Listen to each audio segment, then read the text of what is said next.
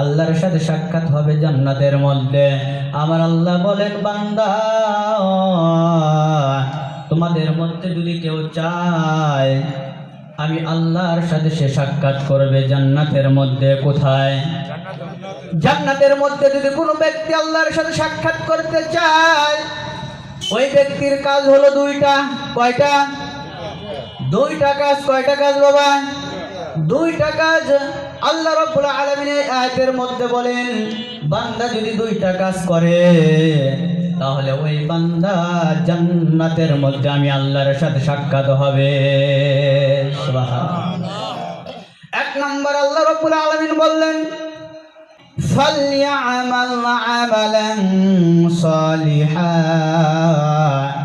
এক নম্বর আল্লাহ রাব্বুল আলামিন বললেন আমলে সালেহ করতে হবে।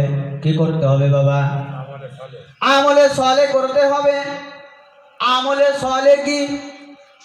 আমল অর্থ কাজ, সালেহ অর্থ নেক বা সৎ।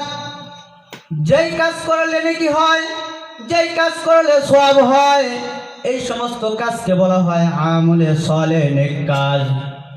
তাহলে বলেন আল্লাহ রাব্বুল আলামিন এখানে আমলে সালেহের কথা বলছেন, এই নেক কাজের মধ্যে কতগুলো কাজ শামিল আছে?